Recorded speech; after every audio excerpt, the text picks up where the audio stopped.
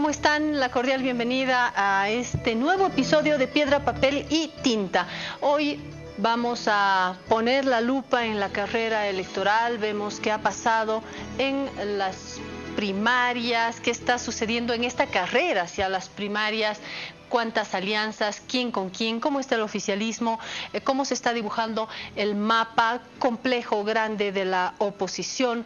Antes voy a recordarle a usted los temas que hemos destacado en el periódico La Razón esta semana.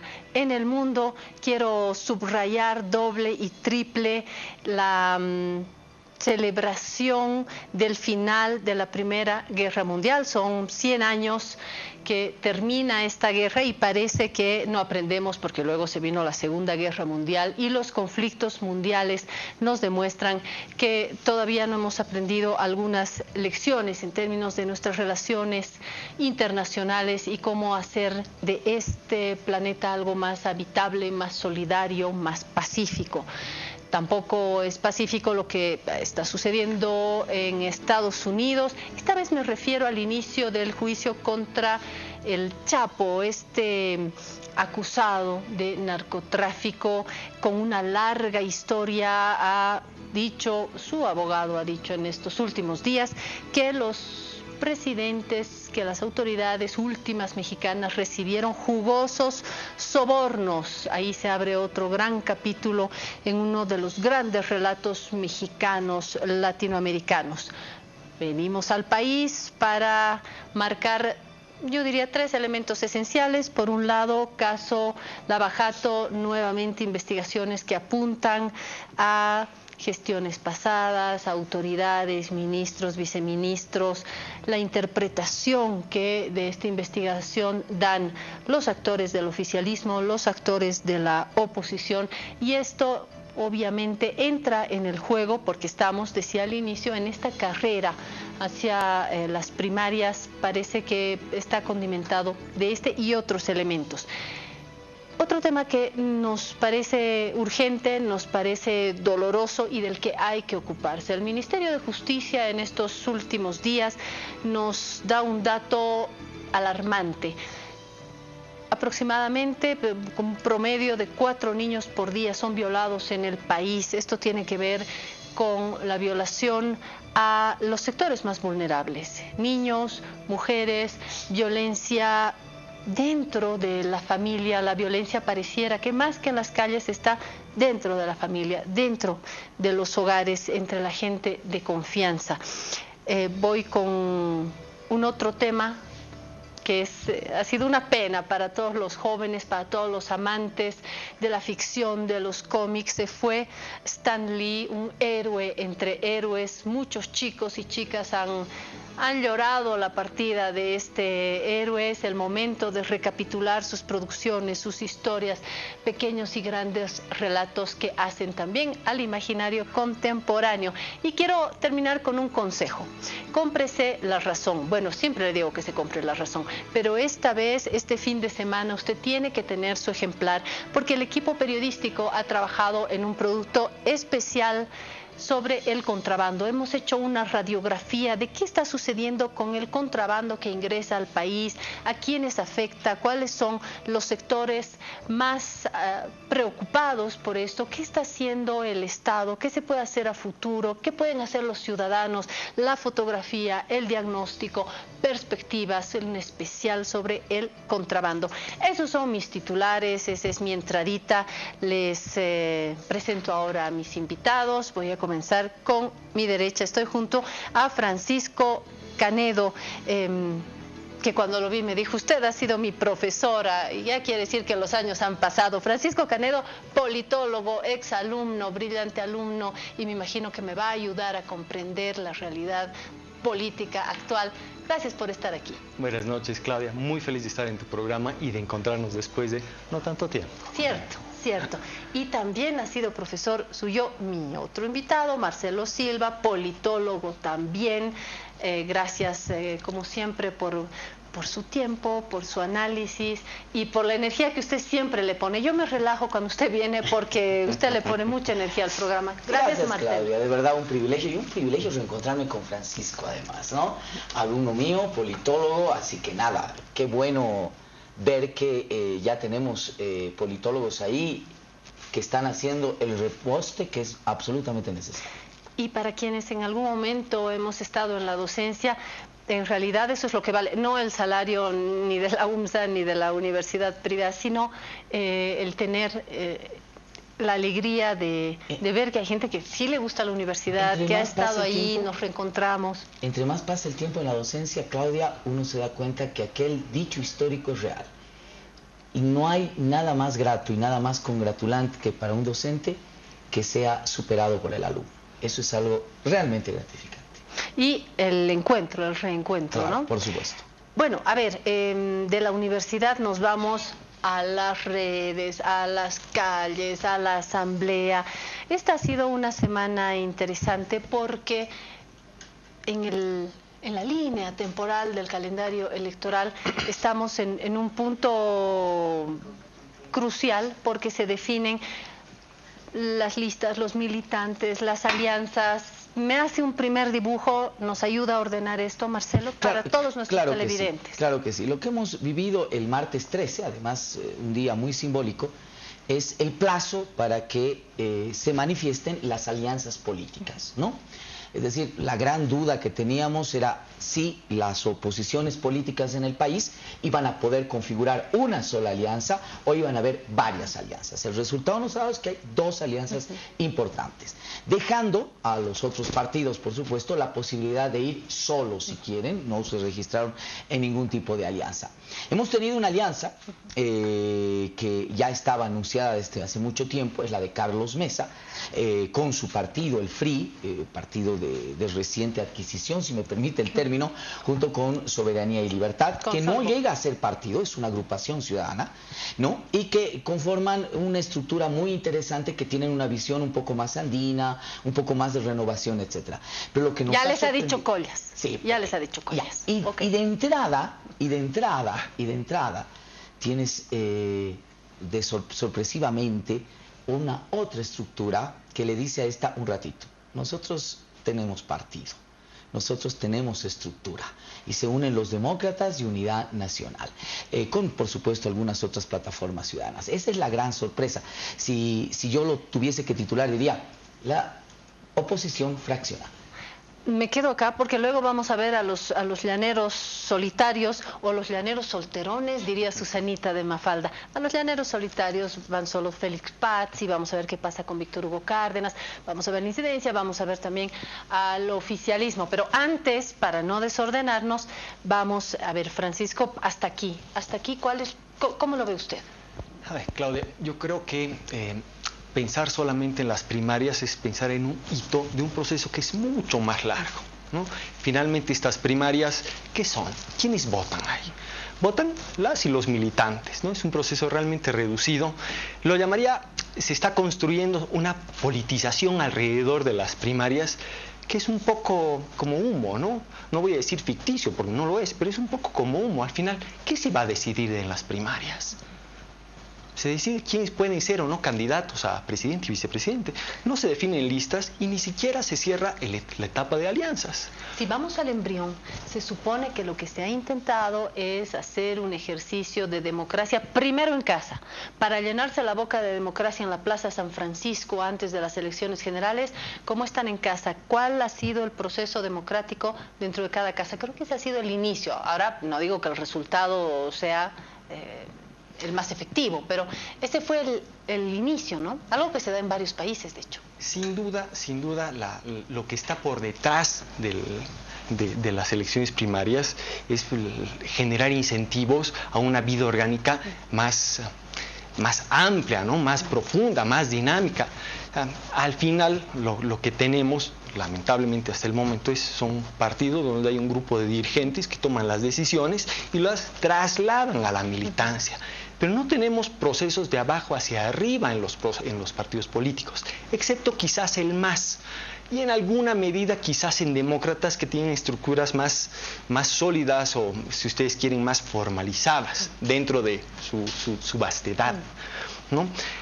Entonces, sí, sin duda, el incentivo está ahí, generar una vida orgánica más dinámica, pero lo estamos logrando si son primarias no necesariamente competitivas y sobre todo cuando estas candidaturas que van a primarias no han sido o no han emergido de la propia militancia. Una pregunta, ¿en qué partidos ha sido la propia militancia la que ha dicho, señores, este es mi candidato, esta es mi candidata, yo la quiero plantear? Nada, todo pasa por los filtros de las dirigencias, ¿no? Entonces, claro, hay un descalce aquí entre lo que nos están pidiendo las primarias y lo que va a pedir y a lo que se deberán adecuar las organizaciones políticas, que son los contenidos de los estatutos orgánicos que manda la nueva ley de partidos. Estoy pensando que tal vez sirve un poco en la caricatura, en la imagen, para decir, en esta esquina Evo Morales, en esta otra esquina, si es que le habilitan la candidata, ese es otro tema de discusión. Otro tema. En esta otra esquina, Carlos Mesa, Samuel Doria Medina, Félix Pazzi, etcétera. Entonces, es un poco como un rito, ¿verdad? Más que a mí me parece un rito, algo más simbólico para decir aquí, allá y allá y allá. No le suena tanto. La Asamblea Legislativa le ha quitado el ajayo pues, a la ley de organizaciones políticas, ¿no? Es decir, la ha arruinado, le ha quitado todo el espíritu democrático que podía tener, ¿no? A ver, primero. Como propuesta del Tribunal Supremo Electoral, claro, ¿a usted le gustaba más? Me gustaba mucho más. Por una razón básica, te obligaba al menos que compitan dos binomios. Es decir, por lo menos por cumplir, el MAS se debía haber inventado un binomio alterno para competir con Evo Morales. Al menos, ¿verdad? Carlos Mesa no podía haber ido como llanero solitario, tenía que haberse inventado al menos dentro del FRI otro binomio. Pero la ley de organizaciones políticas te establece que incluso se puede ir a estas primarias con un solo binomio. Oye, ¿para qué vamos a hacer primarias si puedes ir con un solo binomio? Y eso es lo que va a pasar. Dime, ¿tú alguien va a competirle a Evo Morales en las primarias? No. ¿Alguien le va a competir a Carlos Mesa en las primarias? No. Ahora, lo interesante, y aquí ya es voluntad del esquema, los demócratas y Unidad Nacional sí han anunciado que por lo menos van a participar dos binomios, ¿no? Por lo tanto, el 23 de noviembre vamos a tener al menos inscritos dos binomios dentro de esa misma alianza, lo cual por lo menos te fortifica, te hace algo más interesante el ejercicio democrático. Ahora, ¿qué quería el MAS con la ley de organizaciones políticas? Y lo ha logrado. Primero, electoralizar el país, acortar los tiempos y evitar sorpresas. Exactamente lo que estamos viendo. Lo que usted, Claudia, acaba de decir con mucha precisión. Es decir, asegurar que los actores para la elección de octubre sean Evo Morales en este lado y en este otro lado los de siempre. Tal cual ha sucedido en este último tiempo. Vamos a ver si son los de siempre, porque ahí, antes de pasar a los llaneros solitarios, vamos a estas dos alianzas, FRI, Solvó, Demócratas, Unidad Nacional. ¿Cuáles son las diferencias, qué similitudes? Ya diré yo, porque me agarró de lo más fácil, voy a decir que en la alianza FRI Solvó está Carlos Mesa, que dijo yo, porque soy ciudadano, porque soy la persona, porque yo tal, y el alcalde cabeza de Solvó, que dice, nosotros como Solvó vamos a apoyar que Carlos diga, que Carlos elija, que entonces ya hay una figura, ya sabemos quién va a estar boxeando. De hecho ya se ha dado un primer ring en esta semana.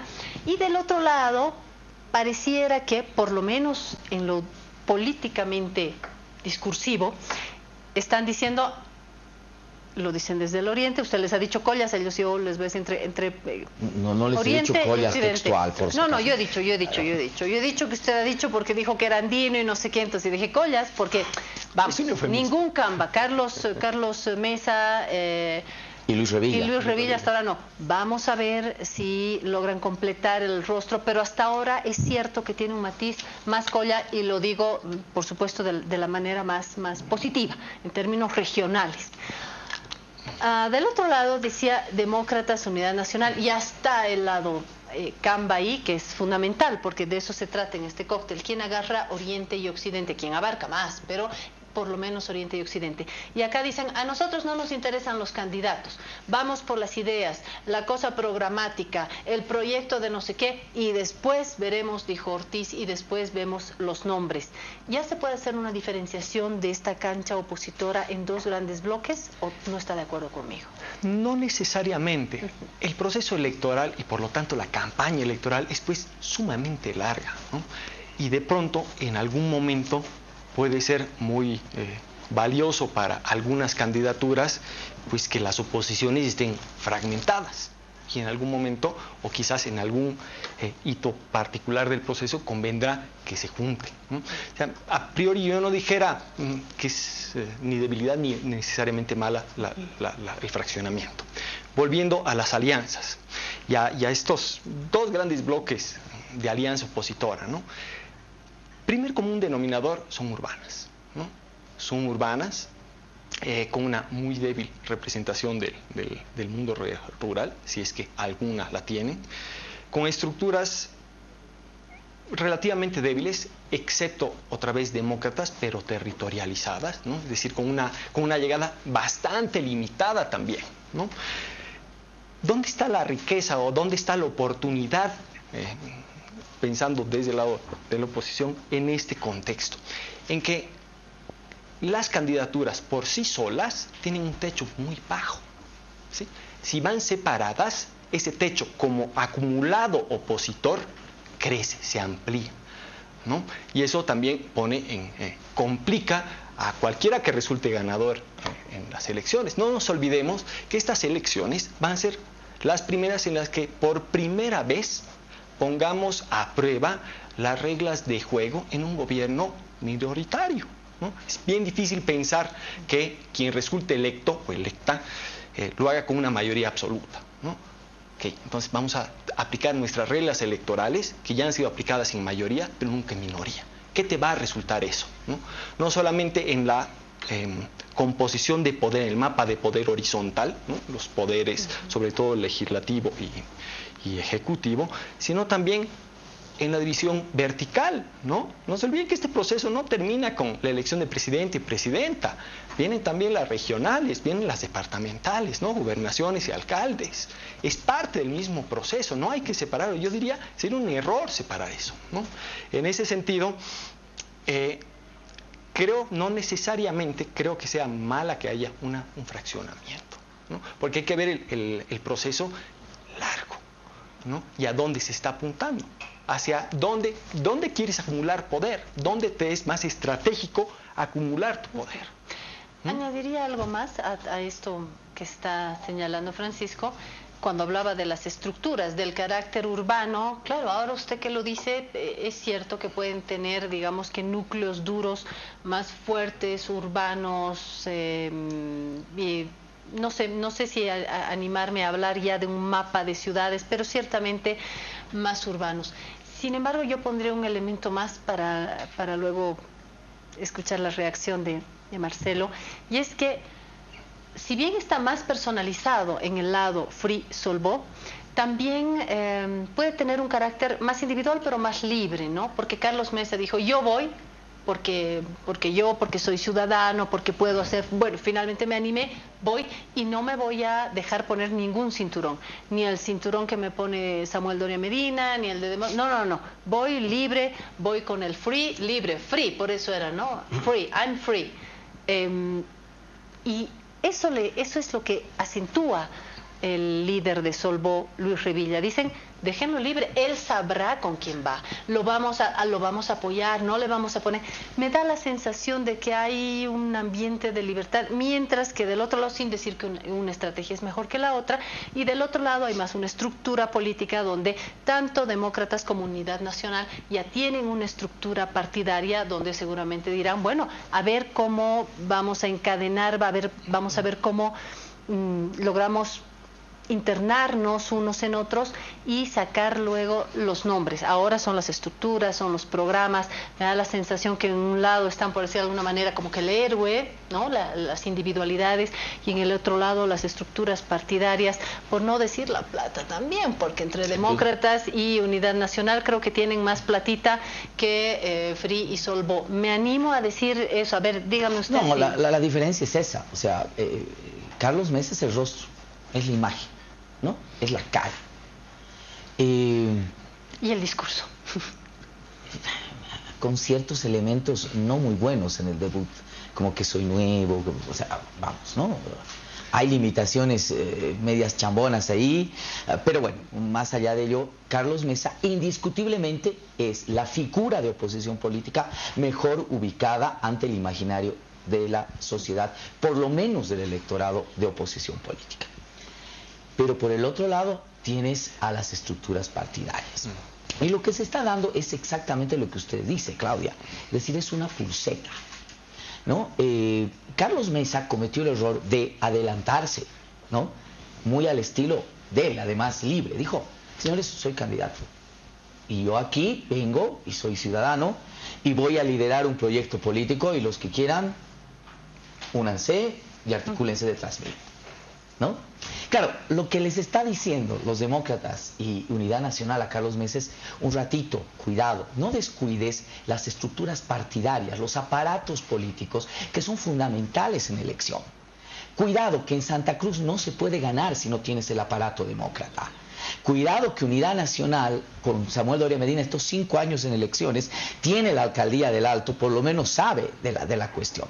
Ahora, esta estrategia que me parece que marca este fraccionamiento inicial está sobre algunos supuestos que hay que analizar fríamente. Uno, que el MAS tiene un voto duro. Por lo tanto, el electorado que se disputa tanto la alianza de demócratas, Comunidad Nacional y el FRI es un mismo electorado. Por lo tanto, en algún momento puede haber dispersión de ese propio electorado. Se pueden estorbar.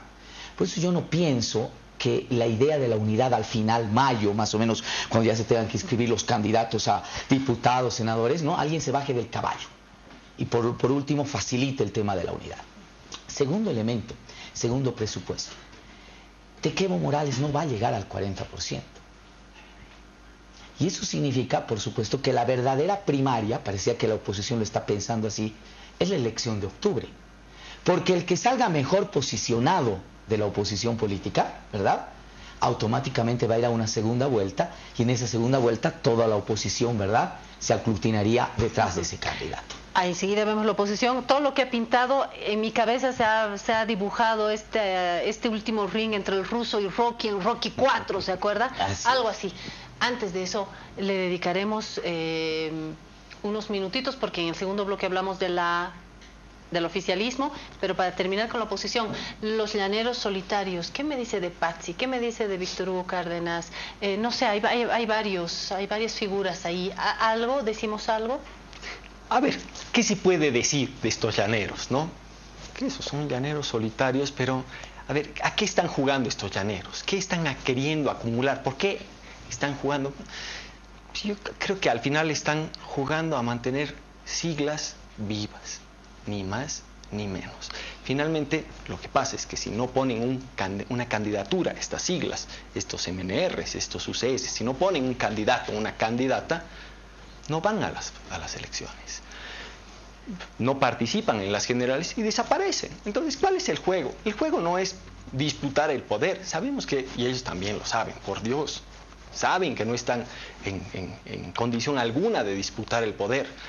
Lo que están haciendo es alargar la vida de siglas que tarde o temprano, y se me ocurre que es muy temprano, van a terminar muriendo. Es estirar la vida, el pataleo.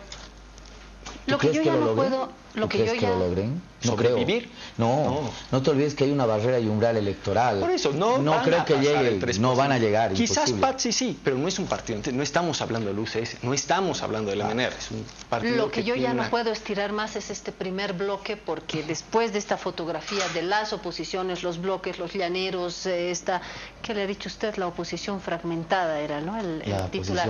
Bueno, vamos a hablar del oficialismo. ¿Cómo está el oficialismo? ¿Feliz en su sillón, encantado de la vida, con la victoria asegurada? No, con algunos miedos. ¿Qué porcentaje? ¿Qué agarra? ¿Qué no? El desgaste del poder, el control de medios estatales. Vamos a sumar a una voz muy ligada al oficialismo, Adolfo Mendoza, para hacer la fotografía también del oficialismo y tener una mirada completa de esta carrera electoral a esta semana.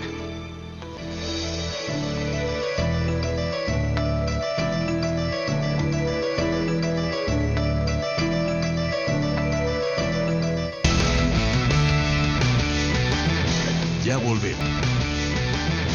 Continuamos con Piedra, Papel y Tinta.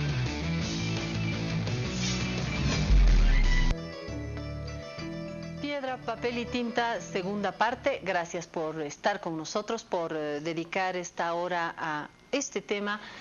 Tomamos una fotografía a esta semana de la carrera electoral, cómo está la oposición, las oposiciones. Es lo que esencialmente hemos hecho en el anterior bloque junto a Marcelo Silva, junto a Francisco Canedo, y se va a sumar una otra voz para que esté completito el análisis también del oficialismo, que tendrá sus propias pesadillas, sus propias ilusiones. Está junto a nosotros Adolfo Mendoza. Usted es sociólogo y, para terminar de ser francos, ex senador del MAS, así que su voz también es política. Bueno, hoy todas las voces son políticas, no me voy a hacer a la que aquí están los angelitos y el político, no, todas las voces son políticas, pero usted de frente con un camino largo en el movimiento al socialismo, y a quien le voy a pedir que mezcle esa mirada militante y su carácter de sociólogo, que tienen ventajas para mirar estos conjuntos. Gracias por estar acá, Adolfo Mendoza. Gracias a ti, y un saludo para los dos colegas que también tienen su corazoncito muy bien definido en la política, más allá de la falsa neutralidad. En eso estamos de acuerdo. Yo estoy descorazonado, Adolfo, así que te soy muy honesto, pero bueno, adelante. Vamos, a ver. Androides también, igual. Pero eso no quiere decir falsa neutralidad. A ver, vamos a comenzar. Uno tiene una posición. Todos tenemos una posición, todos tenemos una posición, sin duda. Y a propósito de eso de las posiciones y oposiciones, claro, como han hablado de la oposición en el anterior bloque, a mí me gustaría dejar nada más por sentado dos elementos que normalmente no son puestos sobre la mesa de manera objetiva. O sea, más allá de las posiciones de las cuales uno esté hablando, hay algunos rasgos que deben ponerse sobre la mesa de manera objetiva, ¿no? El primer elemento es que no existe en la oposición un programa de gobierno, y menos una plataforma programática, que es algo que tiene que ver con reflexiones de corte más ideológico, de posicionamientos políticos de otra naturaleza. Y no es entonces solamente un faccionalismo fragmentado, el de la oposición, sino es la ausencia de una visión programática y por tanto visión de país. En el caso del movimiento al socialismo hay deficiencias también programáticas, pero son de otro orden. El gran problema que tenemos en este panorama electoral temprano es una especie de vaciamiento de propuestas programáticas, aunque desde el movimiento al socialismo existe un camino más o menos trazado, pero que también debe ajustarse a las nuevas realidades que vive el país. Y el segundo elemento es que el gran fantasma con el cual se tendría que haber enfrentado la oposición, si es que buscaba, ahora sí, una gran coalición, porque ahora no vemos grandes coaliciones, son fuerzas más o menos pequeñas que están intentando articular una opción ciudadana que actúa al margen de las organizaciones políticas, ¿no? Ellos están tratando de capitalizar lo del 21 de febrero, lo de Bolivia dijo no, pero como fuerzas políticas son pequeñas. Ese gran fantasma se llama la mega coalición. Hay otro gran fantasma, ya que usted habla de fantasmas, hay otro gran fantasma y esta vez es un gran fantasma para el MAS y usted lo sabe, es el 21F, es una cantidad de personas que han dicho que Evo Morales no debe postularse una otra vez, abrir la Constitución para dar luz verde a esta postulación. Esa es una bandera que ha unificado, bueno, unificado más o menos porque ahora estamos viendo algunos quiebres, pero que de repente, como decía Marcelo, en algún momento esta bandera va a flamear más alto. Ese es un gran fantasma. El otro gran fantasma del MAS, porque ya pasemos a hablar del oficialismo, tiene que ser el desgaste del poder. Un desgaste del poder que tiene que ver con un desgaste natural, por no hablar de las heridas que incluye, que conlleva ejercer el poder. Llámese casos de corrupción, llámese tareas pendientes.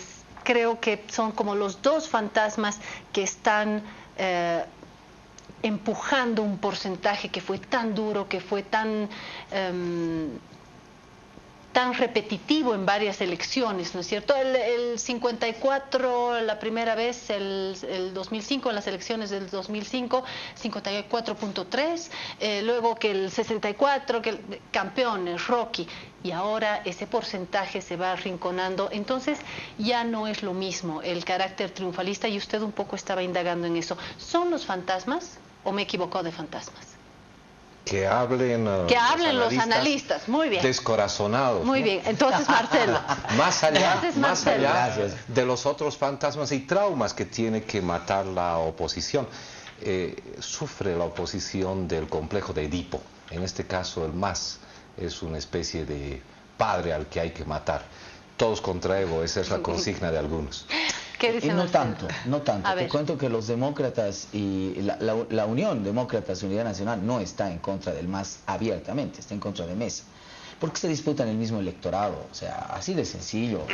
No vamos a jugar. En este momento lo que están haciendo es una pulseta entre ellos. Estoy pensando que lo que están viendo es apuntar al voto útil, es decir, quién se logra posicionar en esta carrera que es larga, ¿verdad? Y lograr que el otro se baje del caballo, porque obviamente la ciudadanía podría inclinarse por el voto útil, siempre y cuando existe una diferencia muy marcada de uno contra el otro. Si eso no se da, si ambos van parejitos o hay una distancia pequeña, seguramente correrán divididos. Pero bueno, los descorazonados, Adolfo, y yo creo que el 21 de febrero el gran error fue que los propios políticos de oposición lo mostraron como un fin político, cuando no era un fin político, era un medio. Es decir, el 21 de febrero tenía que plasmarse necesariamente en un instrumento político para octubre del 2019. En sí mismo no era un fin, era un eslogan. Era decir, señores, el 21 de febrero es esto. Pero claro, en las elecciones se juegan instrumentos, se juegan personas, se juegan hombres, nombres. Ese es el gran tema. Lo que ha pasado de manera absolutamente inteligente es que la ley de organizaciones políticas te ha acelerado el proceso a que no puedan surgir nuevos nombres, nuevos hombres de representación del 21 de febrero o la consolidación de otros instrumentos políticos, ¿no? Te ha cortado los tiempos. Yo digo inteligentemente porque lo que ha logrado es precisamente posicionar a Evo Morales en un lado y en el otro lado a los de siempre, ¿no? Es decir, estos, evitando el tema de la sorpresa, del surgimiento de un nuevo liderazgo, de la articulación de un nuevo proyecto político, etcétera, etcétera. Eso es lo que tenía que hacer el 21 de febrero. Por eso cuando yo pienso que dicen el 21 de febrero, vamos, el 21 de febrero tenía que haber aterrizado. Era un fantasma, pero un fantasma insomne, que estaba dando vueltas, ¿no? Vueltas. Como el comunismo, ¿te acuerdas el texto famoso? Estaba dando vueltas, pero no encarnaba. Y eso tenía que encarnar. Carlos Mesa se lanzó inconsultamente a tratar de encarnar ese fantasma. Y bueno, le pasó lo que le pasó. Es decir, tuvo una respuesta inmediatamente de la propia oposición y de otras plataformas ciudadanas. Entonces, yo creo que eso había que puntualizarlo. El 21 de febrero ahora, ¿cómo queda? Y yo creo que sí es importante analizarlo.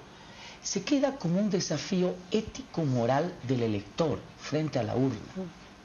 El hecho de decir, señores, el 21 de febrero hubo un resultado que nítidamente, más allá de los malabarismos de interpretación constitucional o jurídica del Tribunal Constitucional, marcaba que Evo Morales no podía volver a ser candidato en estas elecciones del 2019.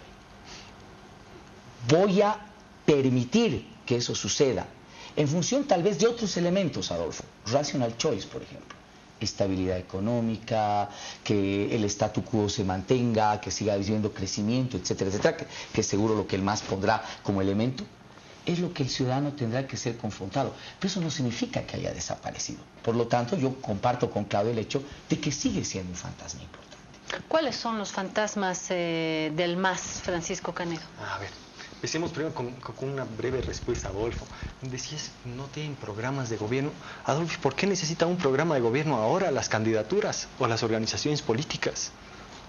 O sea, hay un plazo para la presentación de programas de gobierno y ese no es pues un gran acervo del MAS. Es un programa de gobierno, ni más ni menos. Lo que sí habrá que exigirles es una declaración de principios, ¿no? Saber desde dónde están hablando las organizaciones políticas. Ahora sí, pensando en el 21F y los fantasmas.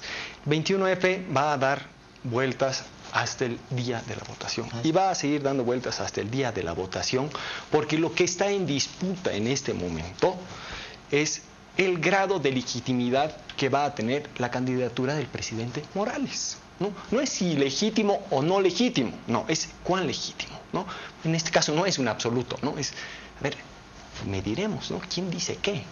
Y eso es con caudal electoral. Entonces, el 21F va a seguir dando vueltas y va a tener un costo sobre el caudal electoral del MAS, y es que, a diferencia de procesos electorales anteriores, la entrada de Mesa del escenario político, pero sin haber logrado articular una alianza con Unidad Nacional y Demócratas, es que Mesa se ha ubicado al centro. Y esa es una novedad. Antes teníamos polos, ¿no? Teníamos Unidad Nacional, Tudo Quiroga con el Demócrata Social, Partido Demócrata Social, teníamos al MAS. Y de pronto emerge este señor, sabemos de dónde, no es nuevo, ¿no? Aglutina, articula algunas plataformas del 21F y se posiciona como el representante pues, de esas voces. Pero se posiciona al centro y eso es bien importante, ¿no? Y por eso decía, pues, yo no lo veo necesariamente malo que no se haya articulado un solo bloque opositor. El que estén fragmentadas ha cambiado la posición del MAS y la ha llevado a un extremo, ¿sí? Ahora es la posición más extrema de izquierda, si tú quieres, por lo menos de las que tienen chance de disputar el poder. Unidad Nacional y Demócrata está al otro polo y al centro, ¿quién queda? Mesa. Y eso es importante porque él va a encarar, ¿no? Estoy diciendo, va a tener la máscara. ¿Que se ha despolarizado no, el campo político? No necesariamente, porque la polarización es discursiva, ¿no? Entonces la polarización puede ser táctica, y en este caso, por supuesto que le vienen bien a la oposición. También novedad. Antes la polarización le era muy afín al movimiento del socialismo. Ahora no estoy seguro.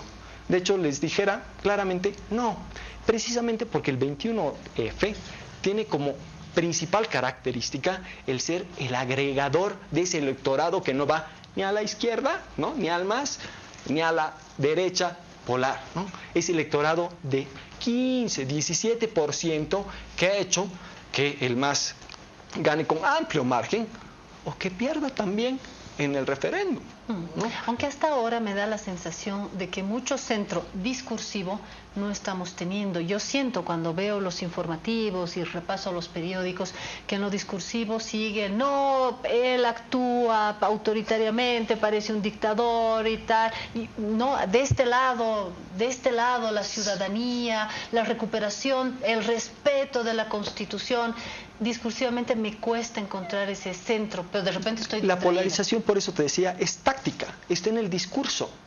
¿Qué está en juego? ¿Está en juego alguna imagen de país distinto? ¿Algún proyecto de país distinto? No. ¿Alguien está planteando que el Estado no va a tener un rol central como para realmente polarizar el país por temas fundamentales? No, es discursivo, es polarización táctica.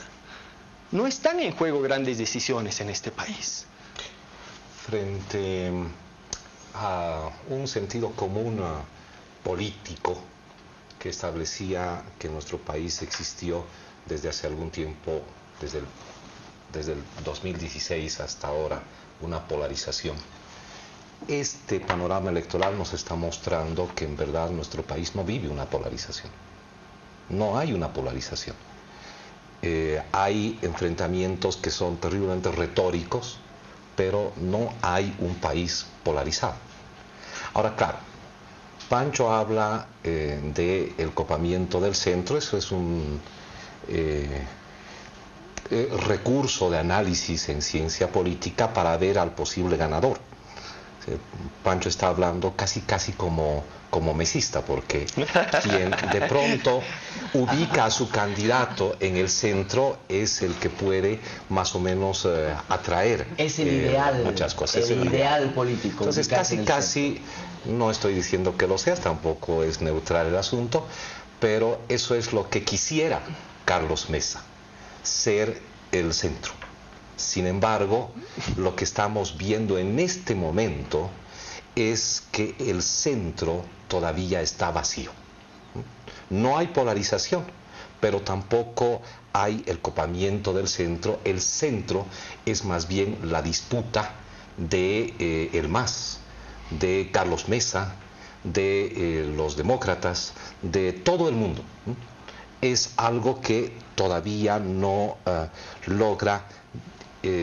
no se logra saber por dónde va a ir. Pero además creo que se le está dando una importancia desmedida a la representación que pueden tener estos dos bloques pequeños de agrupaciones y partidos políticos comandados por Carlos Mesa y por Doria Medina por otro lado y Costas. De representación del 21 de febrero. Yo creo que hay una distancia entre el voto el 21 de febrero por el no a la modificación de la Constitución y lo que estos señores representan. Más bien el grueso del electorado iba por fuera de lo que pretenden cobijar estas dos opciones políticas. Es decir, no representan el voto del 21 de febrero. Están disputando su representación. La mayor parte de la gente que votó por el no a la modificación de la Constitución el 21 de febrero no se siente representada por ninguna de las tres opciones políticas mayores en este escenario electoral. A mí me cuesta pensar en por dónde están yendo las tendencias, las corrientes, los tamaños, porque los tamaños yo creo que los vamos a medir en la mejor y más eficaz encuesta que será las elecciones, los resultados de las elecciones al margen de los acercamientos o no, de si la empresa es un gato de Angora o no, si responde o no, si se aleja o no. Ahí se van a medir los nuevos tamaños. Para mí todavía es incierto porque no sabemos, entre otras cosas, porque el voto, ustedes como analistas, sociólogos, militantes, estarán pensando todo el día en la cosa política, pero una gran parte de la gente está trabajando, está haciendo otra cosa, está yendo al cine, va a definir su voto tal vez una semana antes. En el caso de los indecisos, van a un lado, ayer he votado por Evo, mañana votaré. Es decir, creo que estas tendencias, creo que las formas, como la forma del agua, para hablar de una gran película, las formas del electorado son como el agua también, van, vienen, y los verdaderos tamaños y pesos y representaciones lo veremos el día de la elección. Con un añadido importante, es la campaña más larga de la historia electoral del país, ¿no? Y en las campañas electorales largas no necesariamente te sirve todo el momento establecer las virtudes de tu candidato. Y eso añade absolutamente de acuerdo. Eso añade un otro elemento, que como se trata de una campaña larga, depende mucho de la capacidad de movilización política continua y de la generación sostenida y de ver quién tiene la iniciativa política de manera más o menos permanente. ¿Quién tiene la plata? Los recursos y económicos. ¿Quién tiene poder político? Recursos, poder político, pero además capacidad de movilización política. Mira que el otro día el presidente dijo algo que me parece muy importante, ¿no? Y reconoció una debilidad que me parece fundamental. De hecho, dijo, cuidado nos ganen, y nos ganen por la guerra cibernética. Es decir, no solamente bastará el tema de recursos, que no deja de ser importante, central, sino también lo que dice Adolfo. ¿Quién lleva la agenda? ¿Quién obliga a mover las fichas a los demás jugadores? Ese es el que va a tener de entrada la ganancia. En este momento indiscutiblemente es el MAS. El MAS está, yo creo que le conviene al MAS tener un equilibrio fantástico, ¿no? En algún momento tratará de apoyar a Mesa, tratará de reflotar a los demócratas y a Unidad Nacional, otro momento los hundirá, y otro, porque al MAS le conviene, por supuesto, que este fraccionamiento se consolide hasta el final, hasta octubre, porque la estrategia está clara y nítida. Se va a apuntar a que Evo Morales sea presidente en una primera vuelta, y eso significa al menos sacar más del 40% y evitar que el segundo saque al menos 10% de diferencia. Entonces hay que tener muchísimo cuidado en que no se robe a alguien la agenda política del otro. Y dos apuntes. Primero, hablas de... Primero, no soy mesista, va a decir el analista. No soy mesista, por supuesto que no soy mesista. Es por esta reflexión del centro que todos quisieran tener, ¿no? Pero lo que estoy diciendo es objetivamente, Adolfo, o sea... ¿Por qué? Mesa está... Porque tú mismo lo has dicho. Muchos ciudadanos que han votado por el 9 del 21F no se sienten representados por Mesa y Evo ni por Morales Costas. están disputando el centro. Ok, hay alguien que le está disputando el centro, pues Adolfo, y esa es la novedad. Pero no tiene el centro. Ahora, tú dijiste tiene el centro. Pequeños partidos pueden ser pequeños. Si pensamos en el FRI, no solamente es pequeño en cuanto a militancia, sino que no tiene estructura. Sin embargo, te canaliza votos, Adolfo, y ahí está la importancia. O sea, no veas solamente el tamaño de la militancia y el tamaño de la estructura. Estamos en una elección bien serendipity, ¿no? Bien distinta. Pero a mí me interesa aquello, disculpa que te interrumpa, Pancho, porque tenemos agrupaciones y partidos políticos pequeños en el caso de la oposición, un gran aparato en el caso del MAS que no termina a ser partido político, y parte de la política se define también por las personas, por variables que mucho tienen que ver con la construcción populista de la democracia. Para aquellos que de pronto critican el populismo, esto es algo central en la política boliviana.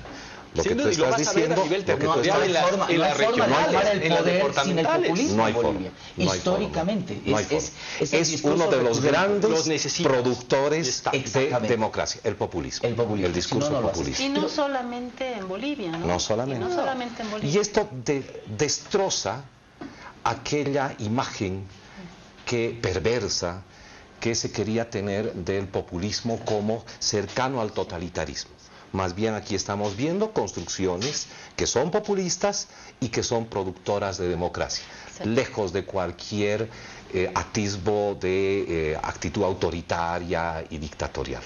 Ahora, volviendo a las redes, ¿qué es lo que planteabas, Claudia?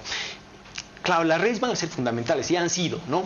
Pero ¿cuál creo que va a ser la novedad? Y que lo mencionabas tú, ¿no? O sea, es una campaña larga y se necesita, pues... ¿Quién gana la iniciativa mediática? La agenda. ¿Quién gana la agenda? Eso es. Y está al centro, pucha, está en cabeza. Como en el fútbol. Ahora, tiene el medio campo, las redes tienen otra vez una con vinculación. El medio. Adolfo, el medio no le gusta, ni medio campo, ni el medio, ni el centro. Es la disputa por el medio. Centro. Y esa es no la es que no me gusta, sino que en todo momento electoral el centro es el lugar de la disputa. Donde debes estar para hoy día el movimiento electoral. al socialismo necesita más que nunca el centro. Mira cómo ha cambiado la estrategia. Porque si polariza si te llega a polarizar esta elección, puede generar una unidad que te pueda ganar la elección. En ciertos climas, porque fíjense lo centrista que es Bolsonaro, o sea, de centrista nada, y fíjense el caudal, fíjense lo centrista que fue Trump. Es y que el centro está dado por los extremos, Claudia, por las alternativas. Por eso digo, o sea, no hubiera sido lo mismo si hubiéramos tenido un solo bloque opositor. Ahí el centro no estaría tan nítidamente en disputa. Es precisamente esta fragmentación a la que tú refieres, Marcelo, que te ha generado este nuevo panorama, y es muy rico, porque te ha cambiado las variables,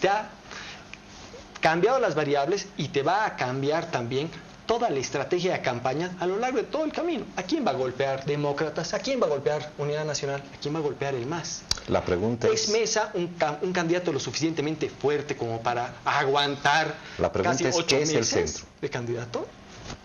El centro es estabilidad, el centro es capacidad de representación de las demandas básicas de la población, el centro es bienestar económico, el centro, ¿qué es si no es eso? El centro es son los énfasis finalmente, bueno, también. Los énfasis de política. Puede ser también elección racional. Es elección los racional. Principios y valores. Sí. Lo que ha querido Correcto. Adolfo es poner el bienestar como parte del centro, y el bienestar es la estabilidad Seguro. económica. Pero son parte, y eso es racional. son parte del O sea, centro. Son parte del centro. creyendo que el Racional electorado- o irracional que el electorado Pero es es muy algo que racional. además no está en disputa ya, Adolfo. Bueno, el centro soy yo, la conductora soy yo, y la que dice que el programa se acaba soy yo. Gracias, Marcelo Silva, gracias, Francisco, gracias, Adolfo Mendoza, por su análisis. Me gustó mucho volver a retomar el ambiente político. Nos apasiona a los bolivianos, nos gusta la política. Vamos a seguir en esta carrera electoral. Cómprese la razón. Tenemos un especial sobre contrabando este fin de semana, y síganos el próximo fin de semana con un tema apasionante también, lo prometo. Gracias, Claudia, y no se olvide la población que el centro es también bienestar. Ya está. Ahí no. Ahí termino. Ahí termino. ¿Listo? Colorín colorado.